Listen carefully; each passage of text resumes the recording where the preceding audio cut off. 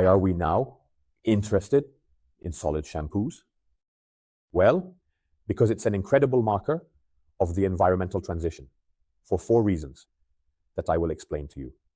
First of all, because we are moving from a plastic bottle to a cardboard packaging. And this is not insignificant. If solid shampoos were to gain 20 market share points, considering a rather conservative assumption, that in terms of the number of washes, 1 bar of solid shampoo is equivalent to 1.25 bottles. Well, we would save 1,000 tons of plastic per year just for France. 1,000 tons is the weight of 10 Airbus A320s, 10 Airbuses of plastic. Secondly, because we would avoid putting trucks on the roads that are hauling water. A bottle of shampoo is 80% water. And since more solid shampoo can be packed into the same truck, if solid shampoo gained 20 market share points, well, it would result in a freight saving of about 10,000 tons per year. Let's say 400 fewer trucks on the roads. Close your eyes with me and count the trucks. 1 truck, 10 trucks, 100 trucks, 400 trucks, 400 fewer trucks on the roads just in France. Thirdly, because solid shampoo leads to less water usage by consumers, saving about 1 to 2 liters per wash. It's L'Oreal who measured it, and I have no reason not to believe them. So, if solid shampoos gained 20 market share points in France, the water savings would be around 2 billion liters per year. That's half of the Jackie Kennedy Reservoir in Central Park. And that's not insignificant, even if the French are not yet very sensitive to this issue of water. And then fourthly, fewer preservatives, which means less pollution in the oceans, in the soil, and in our bodies. But it's not working. The market share by volume has been continuously declining for 3 years, reaching 1.3% in 2024. Here you can see the trend measured by Circana for each of the 9 observed brands. And if I look at the value, it's no better. The market share has dropped from 2.2% to 1.3% in 5 years. So we continue to merrily send trucks on the roads carrying plastic bottles filled with more than 80% water, while we have an incredible alternative in front of us, which I refuse to believe has truly degraded in its cosmetic promise, as I am a daily user of this product myself. So, do we have a pricing strategy problem or a promotional strategy issue with our distributor friends that could be hindering the development of these products? Can the power of offering for a more sustainable world, the power of brands in this regard, be explored? So, to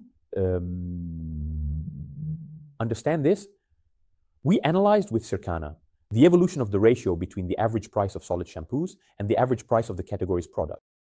Well, over 3 years, as you can see on the screen, this ratio has improved favorably, as it went from 1.28 to 1.19. There are even 2 brands that in 2024 have placed the average price of solid shampoos below the average price of the category.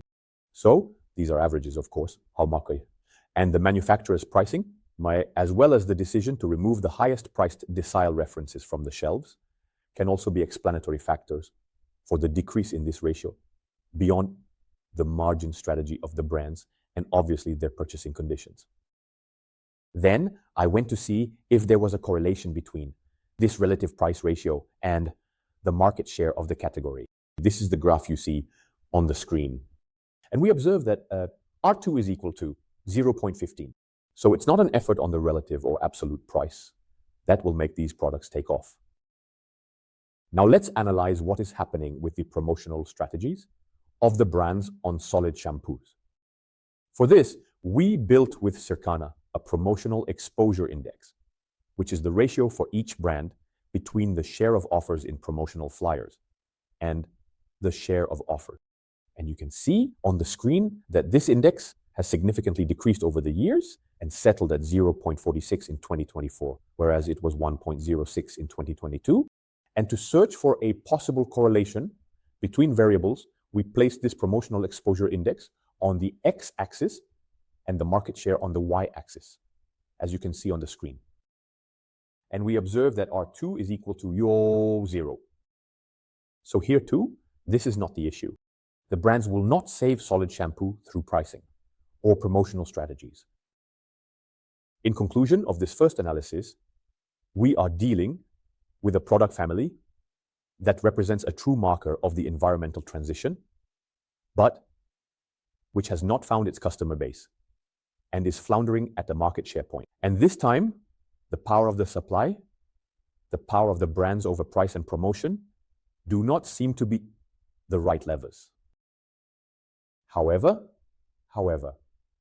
you will see in a few days during my upcoming analyses on assortment and merchandising that brands have a crucial role to play in developing this product family.